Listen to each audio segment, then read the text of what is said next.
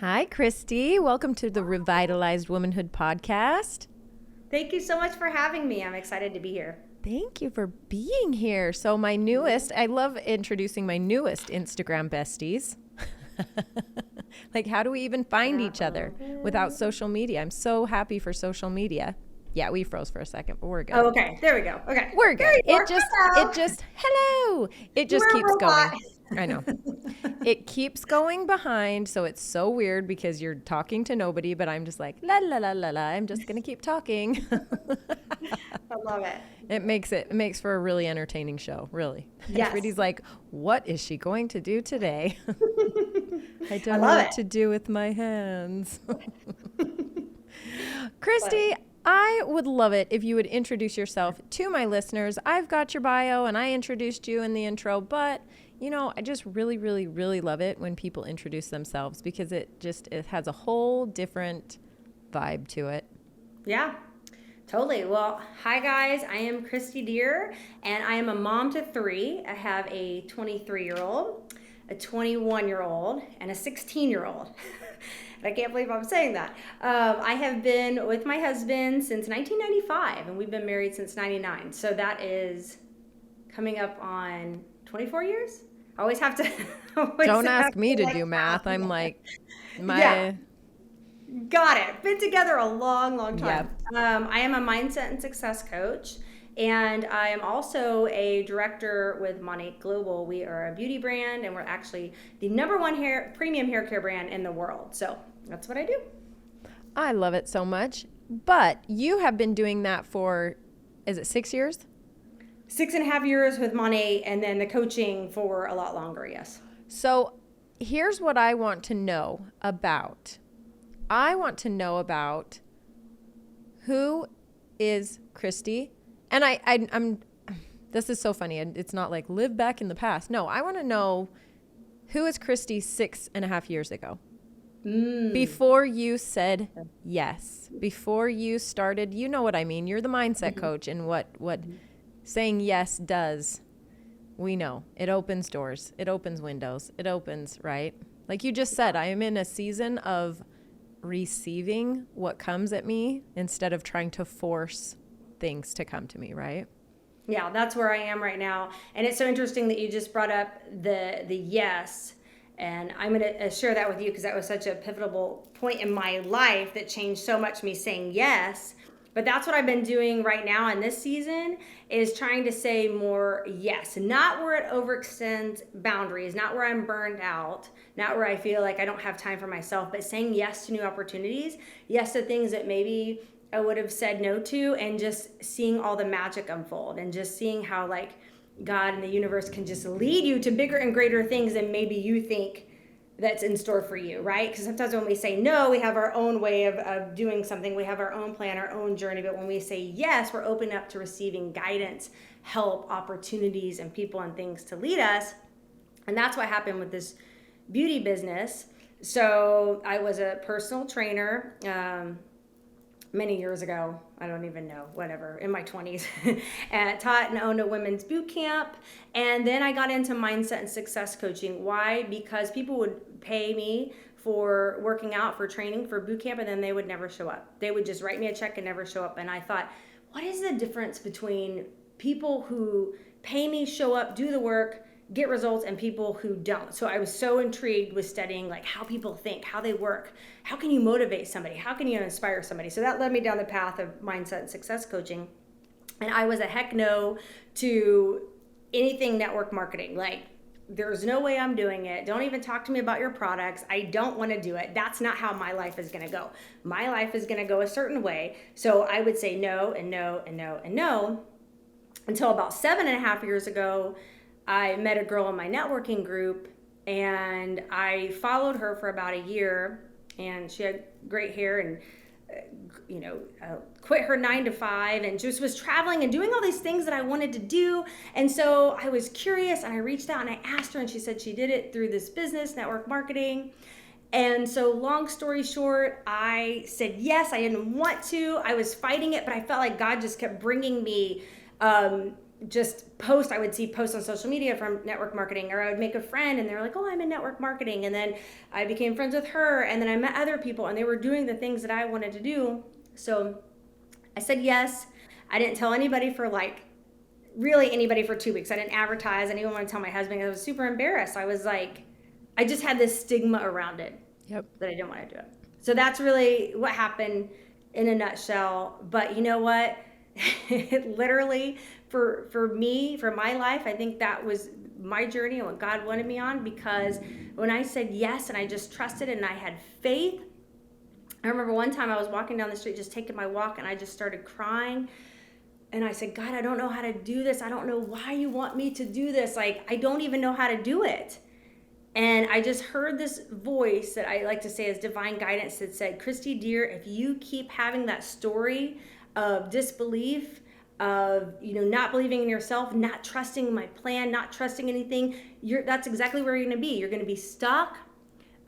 You're going to be. We weren't really broke, but we didn't have a big savings for our kids to go to college. We were living more paycheck to paycheck, and if you keep telling yourself those stories of, I don't know what to do, I'm afraid of judgment, I'm afraid of failure, I don't know how to do this business, then you're never going to get anywhere. You've got to, this is your plan. You've got to tell yourself a different story. You've got to show up. You've got to learn this business, and I will guide you and lead you every step of the way. From that moment on, I did my 3-step program that I have. It's my gift to anybody who wants it, but it's a 3-step program that I started that day, and to just change my story. I rewrote my story. I started listening to it every day. I started saying different affirmations. I started showing up, started surrounding myself with people who I wanted to become like, and I started believing in God's plan and trusting the process. And then I was able to get to the top of the company in 10 months and become one of their $1 million earners in 2.5 years. And that's amazing. So that's basically it in a nutshell. And of course, not everything's perfect. There's ups and downs. But I think when you listen to the guidance, when you trust, when you have faith, when, like you just said, say yes to opportunities. Don't be limited to how you feel like your life is going to turn out and your life is going to be. There could be something else that's presenting itself to you, that's the plan, that's the journey you're supposed to be on. But sometimes our fear gets in the way. Yeah. Right? Fear of unknown. That's why a lot of people, you see that they're maybe not necessarily as happy as you're like, well, you could be, right? From what you're saying to me, I think there's happiness on the other side of this, but they know what this feels like, and they're okay with that. They're okay with this rather than the unknown, which is terrifying, right? Mm-hmm. People are scared of that. When you say that saying yes is being open to possibilities of things that normally you would say no to, what is something that you would normally have said no to?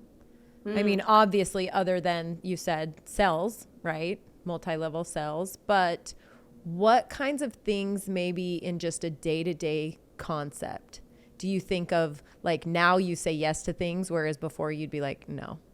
Yeah. I have a few different ones. I have a really cool story that I'll share because I love this story, but I have a few different ones. And when I say yes, also, I want to make that clear that sometimes people say yes too much. It overextends themselves. They're always a yes because they feel bad saying no and having boundaries. So having healthy boundaries is a totally different thing, but like saying yes to maybe help. So this is a really cool story. I went to the store. And usually I'm a do-it-myself kind of girl. I don't need help. I got it, right? And sometimes when we say that, we block, guidance, and we block receiving. So I'm like, I got it. So I bought all these plants, and I was bringing out 2 shopping carts, and I was kind of struggling. Normally, I've got it. I've got it myself. I'm strong, whatever, living by that mantra. And this lady is walking towards the store with her family, and she says, hey, do you need help? Normally, I would say, I got it. No, I don't need help, right?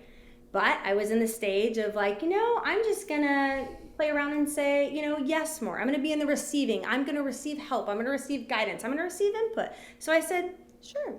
So we walked to the car, and she notices my hat. I have a Monat hat on. That's my beauty business. And I have it on my license plate. And she said, oh, are you in Monat? And I said, yeah. And she goes, I was actually looking for a rep in Monat. And so we started talking, and then she ended up knowing my best friend of like 20 years. She's friends with her sister-in-law. They know each other. And then anyway, she signed up as my customer and then ended up becoming one of my business partners. And that was all because I said yes. That was an awesome story. I love that so much. I thought, this is rude of you to say this, Gina. This is kind of putting her in the spot. No, I have a lot of those stories. Yeah. That's amazing. The reason I say that is because as simple as that was, as simple as just because we say no to things like that in that case is because we feel like we're putting someone else out.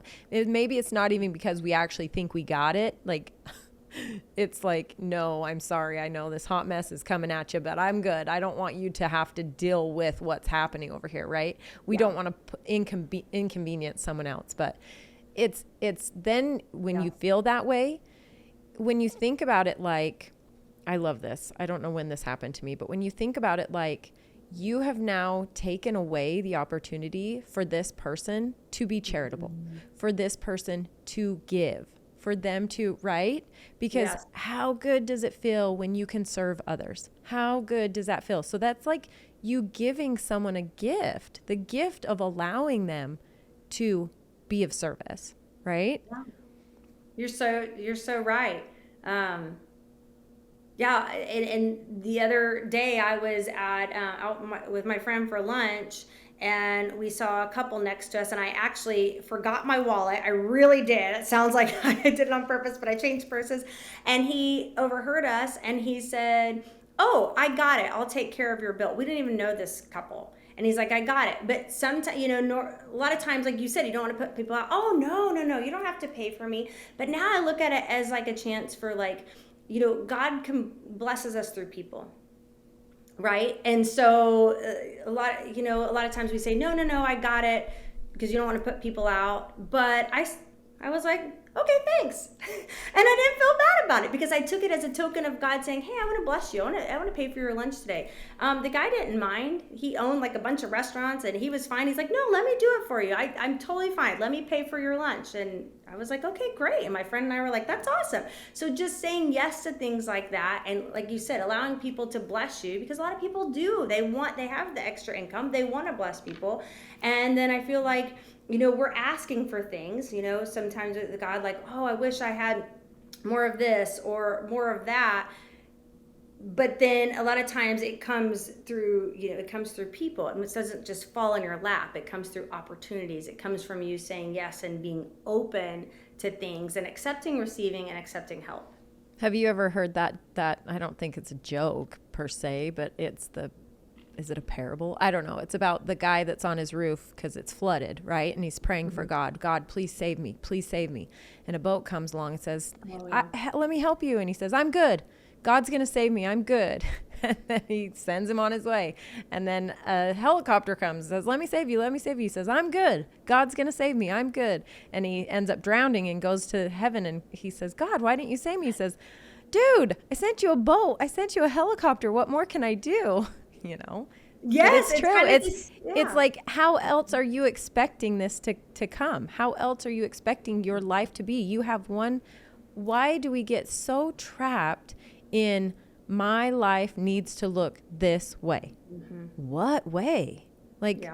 When do we sit down and make a list of these little boxes that we check and say, okay, by the time I'm this old, I'm going to be married. By the time I'm this old, I'm going to have this baby. By the time I'm this old, I'm going to have 3 babies. By the time I'm this old, I'm going to be an executive of this company. You know what I mean?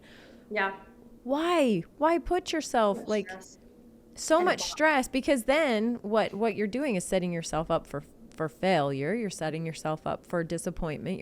Because it's not meeting these expectations. That's like, why did you have those expectations? I mean, yes, I get have a concept of what you like and what you enjoy, right?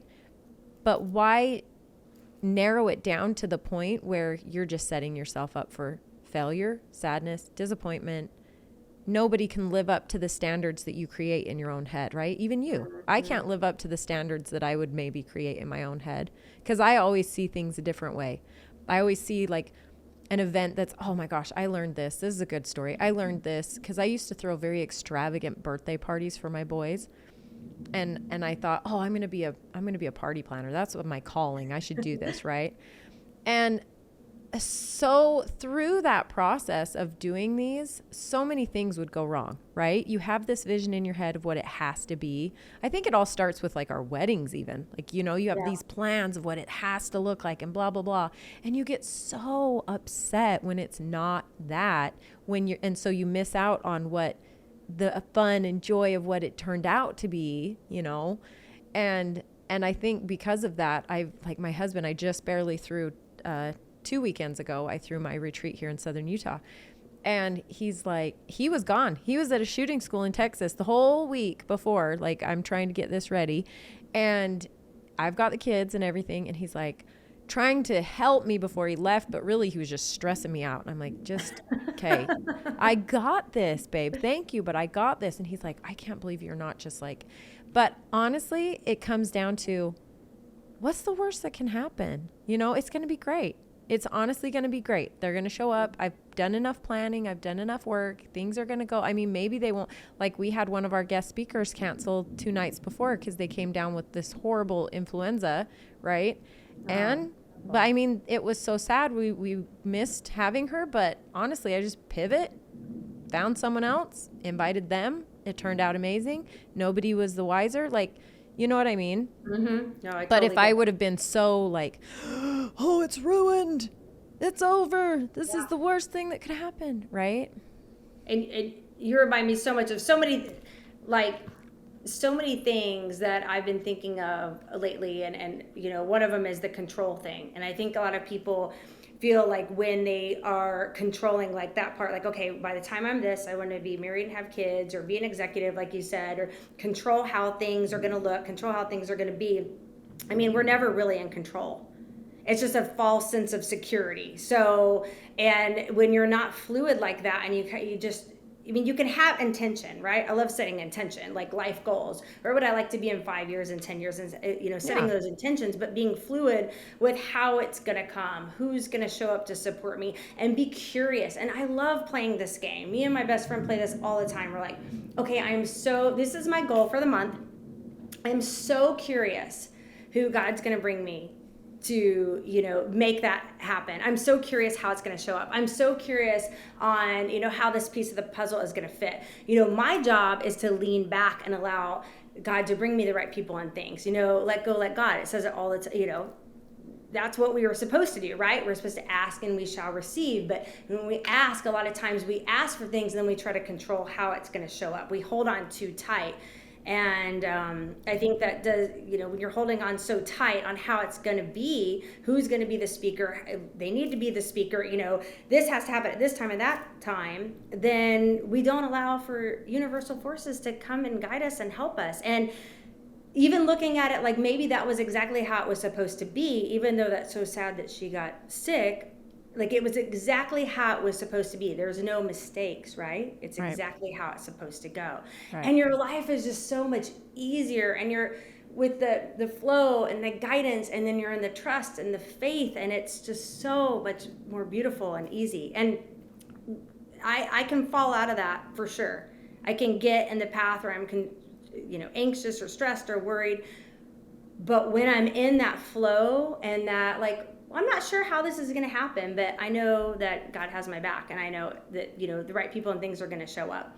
And, you know, and if it's not meant to be, it's not meant to be. But when I'm in that trust and flow and just like allowing, that's when the miracles and blessings show up. That's when more miracles and blessings show up. And that's where it's like that game, like, okay, yeah. I wrote that down. Help. I'm going to put that towards my leaders in our call. I'm going to say, listen, I just got this from Kristi Dear. We're going to do this. We're going to set our goals with a game behind it. Yeah. And I love it. Yeah, curious to see. And so my friend and I will have a journal, and we'll just write down like all the awesome, beautiful things that transpire along the way. Just, I mean, anything. Like, I talk about like walking down the street and finding a dime on the ground. I'll pick it up and say, thank you, God, for this dime. It's just a token of the abundance and blessings in the world. So just, giving thanks for things, blessing things, accepting even little things. It doesn't even have to be big, but little things as a token of abundance and guidance and support. And it's fun, and it's a fun game. And, I bet, a lot of people have that a lot. They just don't track it. So they're not in that state of mind, right? Yeah. Because it can be easier to focus on what's going wrong or the problems or stress or worry or overwhelm or hurry, So. What would you say would be oh my gosh, I know words, I swear. What I'm saying is, if someone came to you and they were that person, right, and they were feeling these things, and you were hearing them being caught in these situations, right? What would be your prescription for that? Two actionable steps, because I have something in my mind that you just triggered. Okay. Well, the first thing that comes to mind is, just came to me right now. I was like, be still, right? And I always know that, be still, know I am God, but just be still. So if you are in the overwhelm, anxious, stressed, hurry, I don't know how this is going to work out, then I would say you need to take a step back. Take a step back.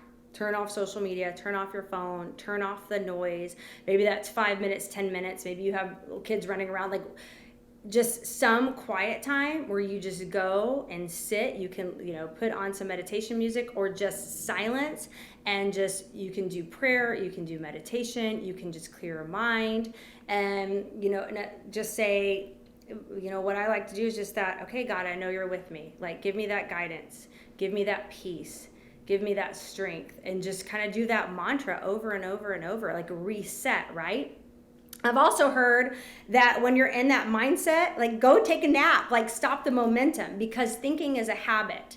And so we could even get deeper with that and say that's just, a lot of times that's a knee-jerk reaction to a situation that's been trained in your mind to think like that for years and years and years. So you have to stop the momentum.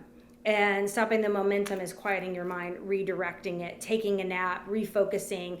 And so some of the things that I've done with myself even is like, if I fall into that worry or anxiousness, it's kind of like reset that, take a break, do an affirmation, take a break, do a prayer, you got to switch it, flip it.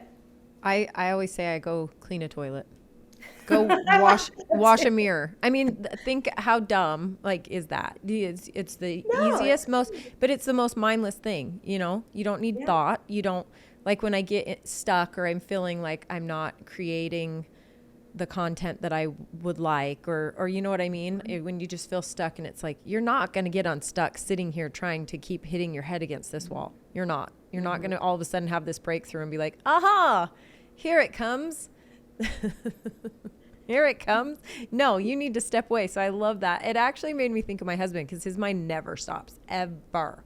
He's constantly.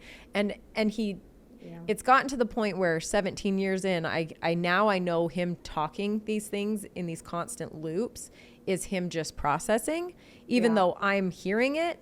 I used to try to like work myself into it with him, but now I'm just like, he just works it out, because if I add myself into it, it stresses me out, because I don't think like that. I'm not constantly thinking things over and over and over and over. Yeah. And that just made me think, I'm just going to start like sending him to bed. Yeah. Okay. Honey, you need a nap. You need a nap. Yeah. And I see myself a little bit in that, because I do way more talking than my husband, but I'm like thinking about things, or like maybe I can get into that where I'm overthinking and I'm like trying to figure this out. Well, how's that going to work? How's this going to work? And then it's like, okay, Kristi, like you're trying to get into control. You're trying to think of the how. You're trying to figure it out. And you can't you can't get from, where you want to be to here in that line of thinking with anxiousness, worry, stress. You can't get to that next level of like peace and miracles and blessings. Like, you have to redirect. You have to, I mean, if you need an outlet, go to bed, journal, shift your state. Tony Robbins talks about that a lot. Shift your state, like go meditate, go to bed, journal it out, get it out. But yeah, you can't get to here from there. So Yeah. redirecting. Yeah, for sure. I loved that you talked about being grateful for even just the Yeah. smallest things. Being grateful Yeah. for one of my friends, Seth Studley. So his wife was the one that was supposed to come. But anyway, I recorded with him, and he says one of his favorite things to do is so simple. But as he steps out of bed, when his right foot hits, his left foot hits, he says, "Thank you." Right? That's him saying, "Thank you, God." And in his mind, he knows that what all entails. He doesn't have to sit and gratitude journal everything. He knows that when his feet hit the ground, thank you.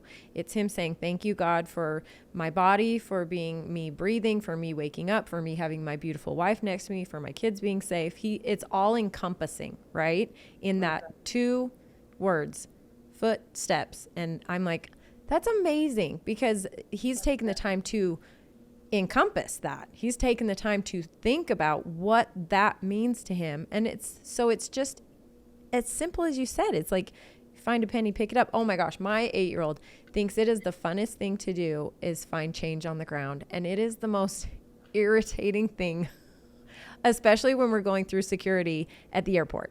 Yeah. He thinks that is the best place to find change on the floor, which it probably is. But all the people behind us in the TSA checkout line and security and trying to get through don't think it's as adorable as he thinks it is. That's hilarious. But you know what I mean? It's finding happiness and joy in the silliest things. Mm-hmm. Like for him, it's that. But for you, what would that be? It's like life is full. I have a saying on my Pure Imperfection page that is, the moments may be big or small, but they are all an adventure, right? Celebrate the mundane. Yeah. It doesn't have to always be a trip to Paris. No, not at all. How often does that happen? Sometimes that can be stressful. My gosh, yeah. Stuff like that. But yeah, I mean, it's again, you're setting yourself up for this. Well, if it was a trip to Paris, it would be, or I'm going to work until this happens, then I'll be happy. Or I'm going to do this until this happens, and then my life will start. Or, it's forgetting about all of these amazing little steps that get you somewhere else. Yeah, not only that, like, I think,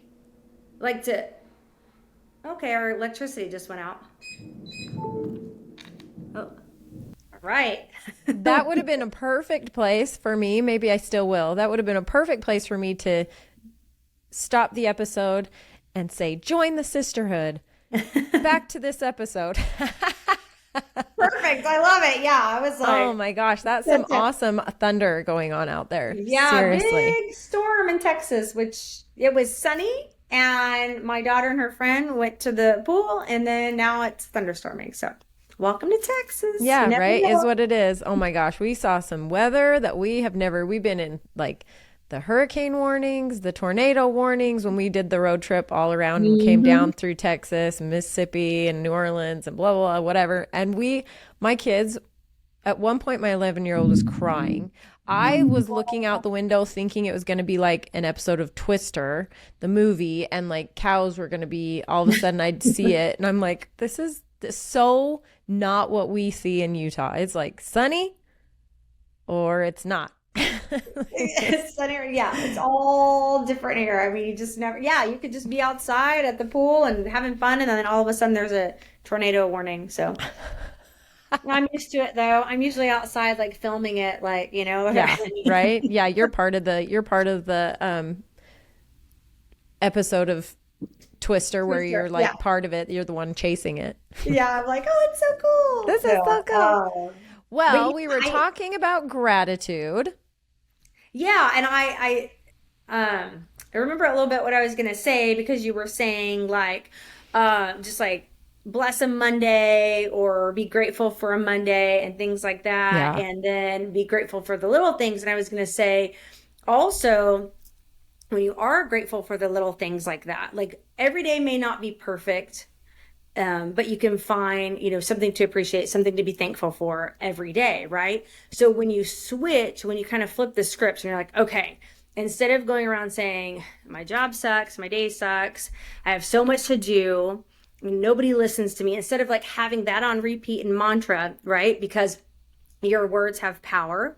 Our words have power. And so when you say that and you keep thinking that, then you start believing it. And then you see people and things show up to support that. But when you start flipping the script, and like you said, your friend Seth does, like, thank you, the steps, getting up in the morning, when you start saying, okay, I'm going to start focusing on things to be grateful for or things I appreciate. And it might be tough depending on where people are. They might think, okay, I'm at a low place right now. And now you're telling me to be happy, happy, happy.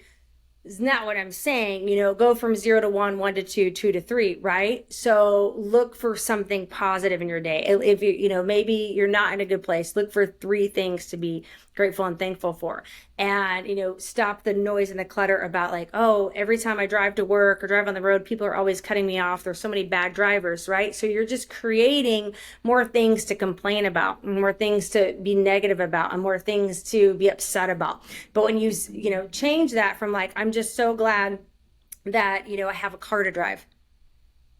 Little things like I have a roof over my head, running water, food on my plate. One time when I was a young mom, and I remember pulling into our garage, and there was a thunderstorm, and our oldest daughter, who's 23 now, was little. She was like 8 months, and my friend was in the front seat. And I opened the garage and I pulled in, and I said, "Thank you, God, so much for our garage."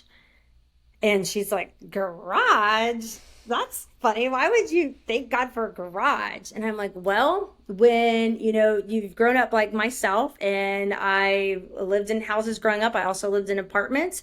And then I moved in that was a whole other story where we really took a shift during my teenage years, and then moved in with my grandma. There's been times in my life where we didn't have garages. And when it's raining, when it's an ice storm around here, there's just things to be thankful and grateful for. So it's like the little things that you could and when you're in that mantra of gratitude and appreciation, looking for little things, thank you, God, for, and this might sound strange, but this is one of my things. Okay. You get a bill in the mail. You say, thank you, God, so much for my electric bill. Why? Because you have electricity. Instead of like, oh, why is this so expensive? Thank you, God, for this electricity bill. Thank you that I'm able to pay it. Now, if you feel like it's too expensive, you can do mindful spending, right? And cut down here and there, but you're not being upset about all the little things in your life, because they're going to turn into big things and bigger things and bigger things. And I feel like when you're on that mantra, when you're on that train, you also can't hear a lot of the love and God talking to you. I feel like there's too much noise, there's too much frustration, and you can't get on the love vibe, the love train. Yep. So I'm with you. I'm totally with you. So that made me curious when you talk about when you were growing up from your childhood, and you were maybe in times when mindset wasn't a thing, right? Mindset coaching wasn't a thing. I mean, for all of us, I swear this is like Tony Robbins has started this whole wave of now we're all coaches, but thank you, Tony. But no, back in the day. So when that wasn't something in your life, I don't necessarily know if I can say what's the difference, or now the blessings, or just the whole vibe from someone who's maybe not living with those kinds of tools in their tool belt, the mindset coaching tools, versus someone who is. Like, how would you describe that? Oh, well, I wasn't always like this happy, excited, blessing everything, grateful for everything. I was a 16-year-old who really didn't like life, didn't like myself, didn't want to live, didn't like my life. Was very angry at the world for like my situation. I just felt like we were always like struggling. My brother has special needs, and that took a toll on my parents. And my father he fell off a roof, he broke his back, and it just, I don't want to say lost, but we transitioned. That house didn't serve us anymore. I try to use my words carefully, but that house that we lived in didn't serve us anymore. And then we needed to move to an apartment, which is fine if you live in an apartment. There's nothing wrong with that. But for us, it was like a 2-bedroom little apartment going from a certain situation. At 16, I needed to go to work just to help pay for groceries.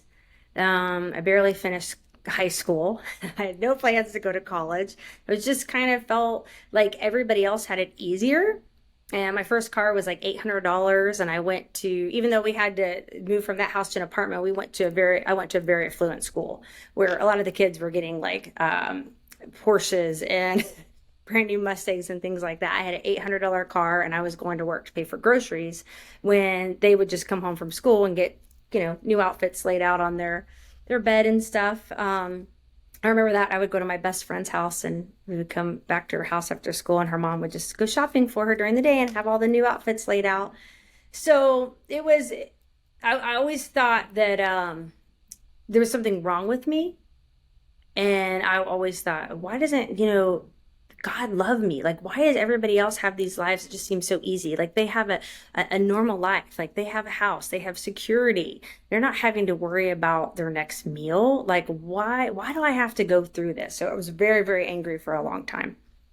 Then I met my husband at 18 and he was 22. He just got out of the military.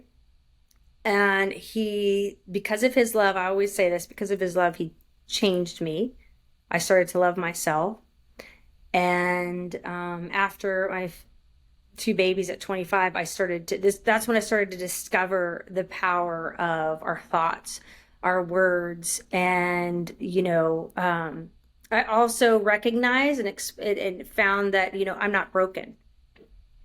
And if I don't have to stay stuck in this life if I don't want to, but me saying things like being jealous, being angry at the world, saying that I'm stuck, saying that nothing ever works out for us, saying that we're broke. Why can't we catch a break? Everything's always hard. Like I didn't realize that I was creating this life that was more difficult because I was focusing on all the problems and problems just kept coming and coming and coming. And so that's when I started realizing like I found that I started reading about like mindset and vision boards and creating a life that you love waking up to and it's possible and God loves everybody. And I love to say now as my mantra, God doesn't play favorites. If you see somebody with the success you desire, get excited because I feel like he's just putting that in your life to get you excited and show you what's possible. God does not play favorites. So I wasn't broken. I wasn't being punished for any mistakes or mishaps I did as a teenager. I just went through those times as a part of learning and growing. And now I know that I did that so that I can help other people. I have way more compassion, way more understanding for others going through that or, who have gone through that, like coaching and helping and understanding, hey, I know exactly where you are. And this is what I did to start getting out of that. It didn't happen overnight and there's still ups and downs, but now I know how to recognize that now I have the tools in my toolbox, right? That's what makes amazing coaches. I think that's what makes amazing pastors too. I think that's what makes amazing bishops. I think the ability to have empathy for people in the situation they're in, that's what makes you have that perspective that's so amazing in coaching. So do you think I'm safe in saying that pre-mindset tools, a person, anybody, versus mindset tools in your tool belt is feeling like you have no control over your life. Mm-hmm. Life is happening at you versus having control over your life. Yeah, does that make sense? Because that's even hard to say for a 16-year-old because at 16 you kind of there's so much control. Like my 11-year-old does not have control of his life, right? He has control over his attitude. Yeah. But, so do you feel like that's a safe way of saying that? Yeah. That mindset, the tools of mindset give you the ability to feel like you are in control of your life. Yes. Yeah, having that, well, and being more like, I think not having the tools, feeling like maybe you have to control things in a sense. Like I feel like being more fluid now, right? Having the tools in your toolbox and being able to be more fluid and looking back on things that happen as not as, why did this happen to me? It shouldn't have happened to me, but accepting it. And, like I said, God doesn't make mistakes. Like things happen, we have free will and we have choices, but what if it was a part of the plan? I think sometimes people look back and they say, well, if this would have happened, then I'd be farther along. Or if I wouldn't have made that decision, maybe my relationship would have been different or my income would have been different. But what if it's exactly how it's supposed to be? Yeah. Isn't that weird? Yeah. What if it's exactly how it's supposed to be? And when you accept that, then that's also where the freeing comes through. You accept it. You accept where you are. I talk to my team a lot about that. Like, saying the mantra, I am where I am, and that's okay. Because in our business and a lot of businesses, there's goals and there's different goals to do. And people are wanting to grow their business. They're wanting to make more income. They're wanting to make more of an impact.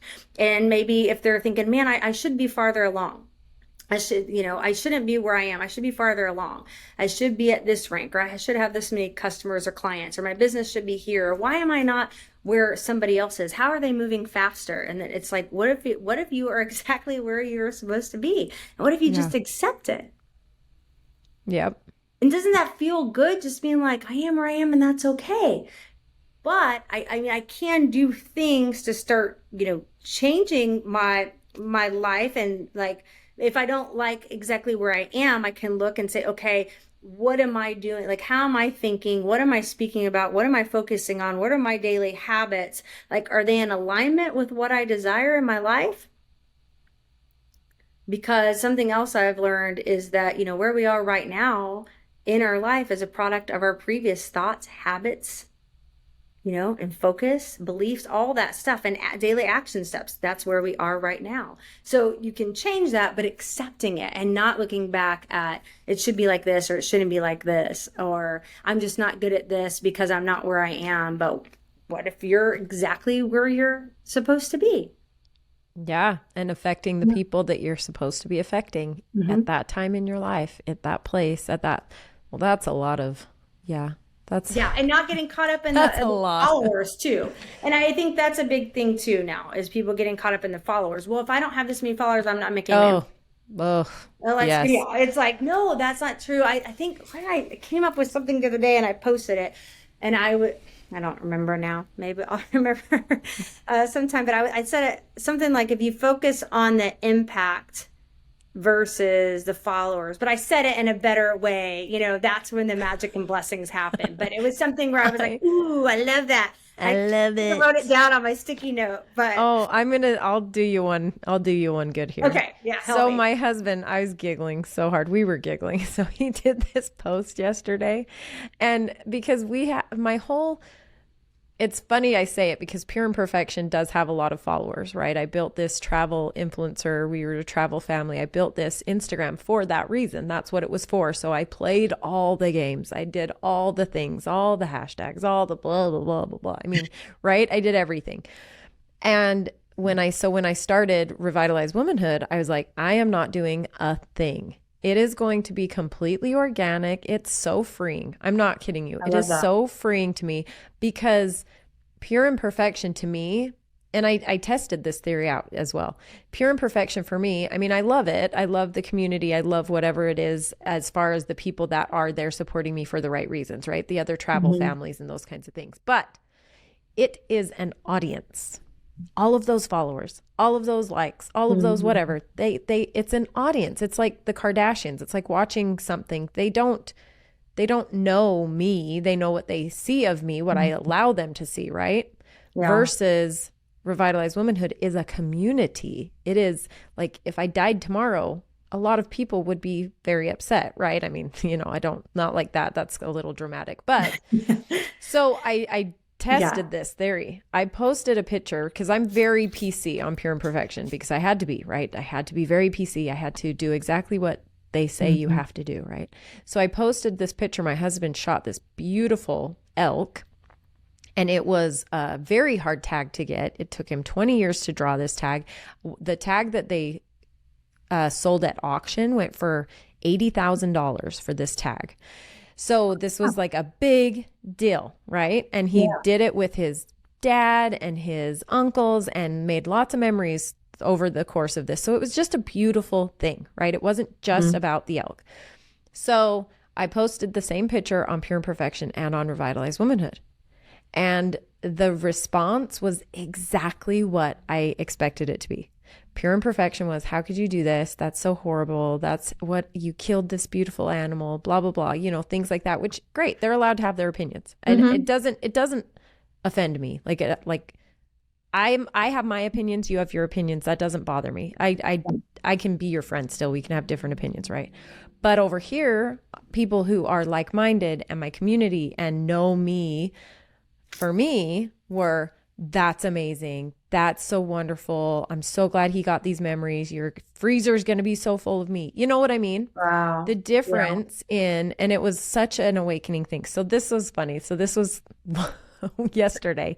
My husband posts, and he's always had like 400 followers or, he's like, gosh, I have all these followers. So he's up to 883 followers. Ooh, is this Instagram? Yes. Okay. So he put free giveaway, 883 followers, free giveaway. Stop following me if you don't hunt. Not a good father. Think money buys happiness. Think socialism is the way. I want to be at 600 followers in the next few days, and I believe we can do it. Look at my posts and stories and think about if you really like what I stand for. Follower 600 gets a cutting board. Oh, that's great. I love that. You know what I mean? It's like, instead of saying we're trying to reach the 100,000 followers of anybody. We don't even care. Come follow us, right? He's like, I want to go backwards. I want to weed out this audience because I am searching for my community. Yeah, that's really good. I'm glad you said that. Yeah. And that should be, talk about that to people growing their business. Like, look for your community and look for making an impact. Make that your mission versus trying to, just be for everybody as you can. Yeah. It would. Yeah. What's that saying? Really care. People who try to talk to everyone, talk to no one. Yeah. It's true. Know what you stand for and just share it like unapologetically. Say that 3 times in a row. I know, right? Unapologetic. No, I can't do it. I wanted to talk to you. So I wanted to actually get into how you were against selling like the plague, right? It just made your skin crawl. The thought of it, because of the stigmas, which that's exactly, you nailed it. It's because of these stigmas of these pyramid schemes or these, multi-level marketing. And it's like, okay, well, let's break this down. And I don't know if it was a book I was reading or something, or if it was a podcast I was listening to, but someone said, and it was like, and I already knew this, like I already felt this in my soul, because that's basically what I'm doing as well. I'm selling a membership to something, right? Yeah. And I'm a saint artist as well, which is funny because I don't really do that anymore, but I did sign up to do it, which I would never be that person. But it was because of something that happened in my life that so same for you. You have this product that it's like, and this speaker said, I wish I remembered who it was. The speaker said, you are doing a disservice. When you feel like not telling someone about this product is doing them a disservice. Yeah. That's the secret, right? It's, if I knew about, sorry, am I freezing? No, I was like, and I was like, okay.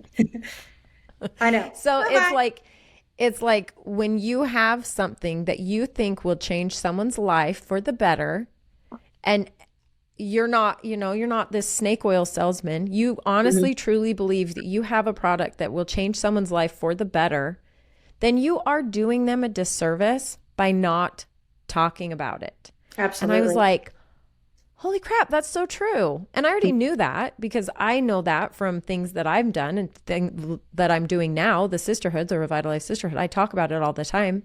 And maybe it does come off that way to some people, but that's because I'm not supposed to talk to those people, right? Mhm. I'm not for them. But the people that I am for and that need this message and that need this community, they'll feel it. They'll get Yeah. it. Yeah. No, I mean, I love all of that. Yeah, well, I had a perception about this business. I didn't want to be salesy and Mm-hmm. I didn't want to have like parties and bug my friends and family, which there's nothing wrong with parties. Parties are actually fun, They're but so I fun. just didn't see myself going down that path. And some people got in my head about like what that would look like and how I'd kind of be like a door-to-door salesman and stuff like that. And just kind of like and then I listened to people that they were like, oh, it's pyramid and only all the people on the top can make the money. That's absolutely not true because people on my team underneath me, there's some people that make more than me. So, and I mean, it's not how it works, right? So when I started following people like this and realizing that it was a totally different way, like in network marketing, really, we cannot become successful unless we help other people.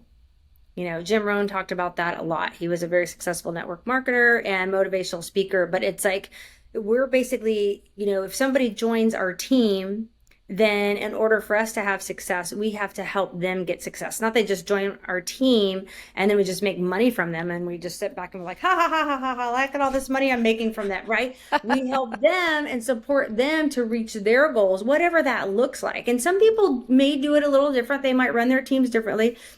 But I knew when I joined, I was like, hey, I'm going to support them for what they want. How much money do you want to make? What do you want your life to look like? How do you want this business like to fit into your life? And then I coach them and support them around what that looks like to them, not what I need, because it's not about me, it's about them.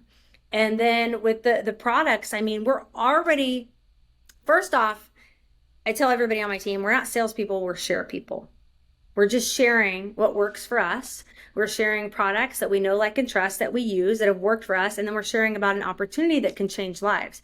And people do that all the time, but most of the time they're not getting paid. Somebody says, where did you go to dinner? What's your favorite movie? Where did you buy those shoes? And so, but look at all the people that are doing Amazon right now. A lot of people are Oh doing my gosh. Amazon. And look at all the celebrities that have been doing this for years. I mean, like, okay, so some of the top celebrities, they won't say names, but sometimes they're promoting drugstore brand products. And you're like, right? So with this business, it's like, we're using the products, we're using them and sharing them, what works for us. So, and it's a beautiful system. I really think network marketing is a beautiful system. I think it got a bad rep, and now there's not always great people. Maybe, if somebody's like, oh, it doesn't work, it's horrible. The first thing I would say is, well, you must have a story about that.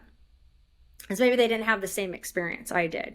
But I've had a wonderful experience. I've met people all over the world. I have 155,000 people on my team, market partners and customers. And 6.5 years, I have people all over the world that I never would have known without this business. And not only can I support them to create their own income through this business, but then I can coach them and lead them and guide them and be friends with them. And I mean, it just keeps growing. And to me, it's a beautiful process. It enriched my life in more ways than I can even imagine. And to think I was going to say no because of what everybody else told me. I remember my first tax guy when I brought my taxes for the first year. It was a really good year for me, and because I told you, and I got that divine guidance and I changed my story. I was like, okay, I'm going big. I'm going to show up. I'm going to reach my goals. It's going to happen. He was like, oh, you started doing network marketing? Well, this income is probably not going to last. Most people don't make it. Most people don't succeed. But instead of listening to him, my tax guy, which a lot of people sometimes listen to, right? Telling me all the problems, instead of listening to him, Even though I liked him as a person, I said, thank you so much for your input. Fired him. I got a new tax guy. I got a new tax guy that believed in my business, that believed in big dreams, that said, hey, Kristi, you're making this much. Let's go for this much. Let's see how many lives you can impact, you know? And so there's big thinkers out there, right? You got to find them. But if you're trying to reach big goals, listening to small-minded people, that's going to be really hard, right? And unless they pay your bills, you could listen to people and be nice. Wayne Dyer says that. I love what Wayne Dyer says. When somebody says something that maybe you don't believe, you just say, oh, that's an interesting perception. I'd love to hear more about it. Or you don't want to hear more about it. You say, oh, that's an interesting theory. Okay, change the subject. It's not like you have to be rude, but you don't have to take advice from people who aren't living the way you want to live, who aren't thinking big. Yeah. And a lot of times it's not because they're being mean. It's because they literally cannot comprehend what you are saying because they're not thinking on that level. They just can't. I love that you made the connection between network marketing and community, because that is what it is. Yeah. It is about building a community and talking to the people that talk to you, you know, that resonate with you, whatever. It's what I'm doing here. It's the same thing as putting people first, right? People before profit. It's leading. I love it when is it John Maxwell that talks about what the definition of a good leader is. And it's not what a lot of people, I had this conversation with one of the girls in my community, one of the women in my community, and she came into this and I'm like, oh, you're a leader. And she's like, no, I'm not. Are you kidding me? No. And I'm like, oh, you're going to be one of my leaders. And she's like, no. And I said, what do you think a leader is? And she had all of these preconceived notions of what a leader looked like, right? What a leader of a team would have to look like. And I'm like, a leader of a team is someone who wants other people's success to come through without ever having their name be known, right? You are in the back stage of their success. You don't need to be mentioned. You don't need to be thought of. You want these people to succeed. And that is a good, and so that's exactly what you made me think of when you made that connection between your network marketing and community. And also surrounding yourself with big thinkers. I love that, because in here I say it all the time. And so when I first started this community, I typed it all the time. A group of women, like-minded women, a group of like-minded women. Well, what does that mean? Well, it could mean we're all Christian. It could mean that we're all conservative. It could mean that, but it doesn't. It doesn't mean that. Like-minded is exactly that. Surround yourself with big thinkers. It's a group of women. It's all of these women who are willing to support someone else and pull them up rather than drag them down, right? That's the big thinking mentality. No. I am going to cheer you on. I don't care what you're doing, as long as it's, positive and upward trajectory. I'm going to cheer you on. And it's also sometimes, being kind isn't the same as being nice, right? If I see someone in this community and they're doing something that I'm like, it's probably not the best thing for you to keep doing if you want to be a successful human being, right? And I'm going to tell you this because it's going to come from love, and you're going to know it because you know that everything I tell you comes from love, comes from a place of me wanting you to be successful. So anyway, I just wanted to make that, I'm glad that you made that connection, because when we were talking about it and I felt your passion in this industry that you're in, and I was like, it is so beyond the stigmas of what that looks like that you have no idea. Yeah, absolutely. And all the lives that it's changing. And yeah, I mean, what do they say? They say it's network marketing is just, I always get this backwards, but it's really a self-development company wrapped up in network marketing, because it really is. Like it's all of self-development and working on yourself and growing and learning how to just be a better friend, and somebody who, like you said, people before profit. Some people might not even realize, they might think they're doing that, but they might really be putting profits before people and thinking they're supporting them, right? But they have their own agenda, which is kind of like the human mind, right? We sometimes have to work on that, but like recognizing that, being open to feedback, I'm actually in the John Maxwell. It's so cool you brought him up. I'm actually Oh, in the he's the John best. Maxwell PhD program. Our company paid for some of us directors to be in that program. So, and Oh, he lucky. talks a That's lot so awesome. about, so yeah, I'm so excited. Listening, really, really listening. That's a big part of leadership. That's a big part of growth. Listening, hearing feedback, not just thinking your way is the only way. So there's so much that goes into this business. And, with mine, we talk about selling shampoo because that's really what, we're known for. But, we always say it's so much more than a bottle of shampoo. Like I signed up like, oh, I'm going to get in this business. I'm going to make some money. Like my hair is going to be better. And then little did I know, yes, I've had success in this business, but it's so much more than that. It's so much growth. It's so much learning. It's so many blessings, so many miracles, so many friendships, and just learning from other people too in this field, and being around people like John Maxwell and Todd Duncan. We have calls with him, and being with big thinkers, big leaders, big thinkers. Yeah, all that stuff. I don't know. I mean, I don't know where I would be if I didn't say yes. I mean, I definitely wouldn't be in this business, but it's just opened up a whole door to possibilities that I never thought were possible. I love that so much for you. And I love that so much for what you just gave to my listeners. That's such an Mhm. amazing way of thinking. So, is it something that we could wrap up with quickly what your 3-step program is? Sure. And I have it on my website. It's free to download to anybody. I call it my Magic 5 morning mindset. And so basically, it is writing down your goals. Write down your goals. I set a time. You set a timer for 5 minutes. You write down your goals. Pick 3 to 5, and you just write them as if they've already happened. I am so grateful and thankful that. I am so grateful and thankful that.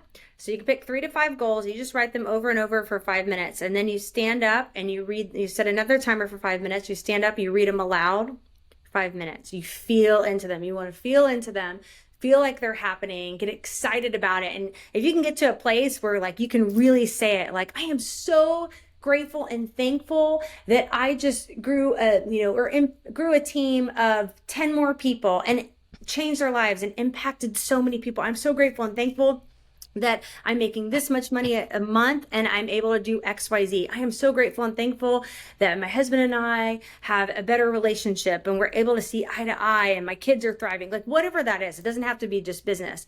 And then you set another timer and you close your eyes and you take it in. And so you're just like visualizing it. You're seeing yourself in that picture. You're thinking about like what's going on. Like you are that person. Like you are living that lifestyle. You do have that business. You have that relationship. What does it feel like? What does it look like? Who's around you?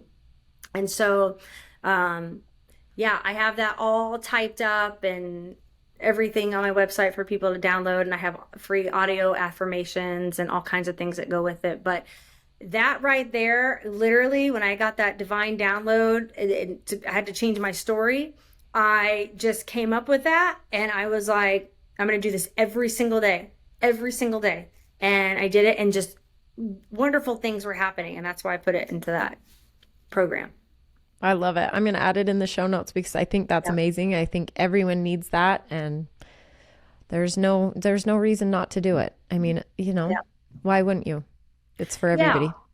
I mean, like I mentioned before, what we're living right now is the product of our previous thoughts, habits, and daily actions. If we want something different, we have to do something different. And that starts with thinking different, feeling different, like, visualizing, like stepping into that person that you want to become, that relationship that you want to have. And it kind of goes into the gratitude and the appreciation. If you're just complaining about what you don't have or what's lacking from the relationship or your business, you'll just keep seeing that. But you're flipping the script and you're stepping into, okay, what do I want? How do I want my marriage? How do I want my relationship with my kids? How do I want my business? How do I want my relationship with my teammates, my customers? And so you're just flipping the script and you're stepping into that, and then you're pouring gratitude over it by saying, I'm so grateful and thankful that this is happening, you know?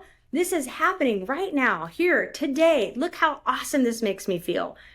And I've gotten really good feedback from people doing this. So, I mean, I'd love to, anybody who downloads that or tries the process, like reach out to me, let me know how that's working for you. And you could be featured on my website. I love posting. I love when people reach out and say, oh my gosh, I did this Magic 5 program and this happened, or I got a sale, or my relationship is better, or I'm feeling better. I have more, like I'm waking up with excitement. I'm more excited about life. Like we talked about the little things, right? Yeah. And that just, it makes me so happy, because that's why when I learn something and apply it, I just want to teach it. I just want to share it with everybody, you know? Well, and you know what you just described is giving someone control over their life. Mm-hmm. You just took control, right? You took control. You owned the situation. You owned what could come out of it. Yeah. And you have the control. You have the control to do these things. You have the control to make these changes. So what's stopping you? Right? Yeah, life isn't just happening to it. It's happening to you. Yeah. You know, you can take control over your actions, over your thoughts, over what you focus on, and create something different. You're never stuck. Jim Rohn says you're never stuck. You're not a tree. I love that. You're not a tree. I love it. I say it all the time. Adorable. You're not stuck. You're not a tree. Like when people say, I'm just stuck. I just hate my life. I hate my job. Can't make any more money. Nothing ever works out for me. Well, I mean, that's the mantra you want to live by, right? You're not. And those are the stuck. choices you're making. Yeah. So, you're never stuck. You're not a tree. You can move. You can pivot. Pivot. Oh my gosh. I can't ever. And I love saying pivot, and I love using that for examples of things, but I can't without hearing Ross on Friends. Okay, that must be what it's from. I never watched Friends, but when I said that the other day, my friend was like, I'm laughing so much. Pivot. And I'm like, pivot. Go YouTube it. You could YouTube just the scene where Ross yells pivot. It is so funny. Pivot. Okay, so now I can't ever hear it and without that. So yeah. You're welcome. You're welcome. Okay. Little pop culture for you. Love it. All right, woman. Thank you so much for coming on and having this amazing conversation with me. And thank you. I'm glad the storm let us ride it out. Mm-hmm. We made it through. Yeah. We made a little work for my producer, but we wrote it out. Now it's up to her to figure it out.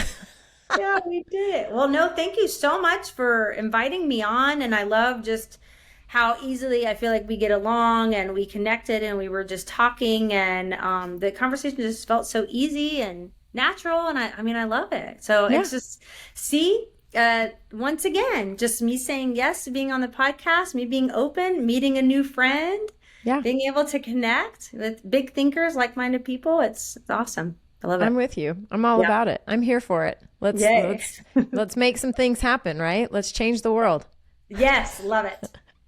All right. Thank you, woman.